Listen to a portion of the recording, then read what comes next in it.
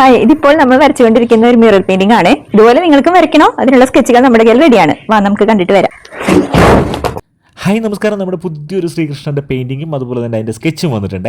അത് നിങ്ങൾക്ക് പെട്ടെന്ന് വരച്ചെടുക്കാൻ പറ്റുന്നതാണ്. അതുപോലെ ഈ കാണുന്ന പെയിൻറ്റിംഗ് ഉണ്ടല്ലോ, രാധാമാധവ്, ഒരുപാട് പെയിൻറ്റിങ് നമ്മൾ ചെയ്തു കൊടുക്കുന്നുണ്ട് ഫ്രെയിമോട് കൂടി. അതുപോലെ സ്കെച്ചും ഉണ്ട് നമ്മുടെ കയ്യിൽ.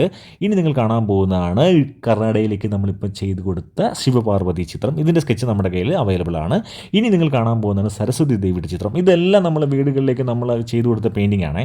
ഇനി നിങ്ങൾ കാണാൻ പോകുന്ന ഗുരുവായൂരപ്പൻ, അതുപോലെ നമ്മുടെ ശ്രീ പത്മനാഭസ്വാമിയുടെ എളുപ്പത്തിൽ വരയ്ക്കാൻ പറ്റുന്ന, ബിഗിനേഴ്സിന് വരയ്ക്കാൻ പറ്റുന്ന തരത്തിലേക്ക് പുതിയൊരു സ്കെച്ച് നമ്മൾ റെഡിയാക്കിയിട്ടുണ്ട് നമ്മുടെ തന്നെ പെയിൻറ്റിങ്ങിൽ.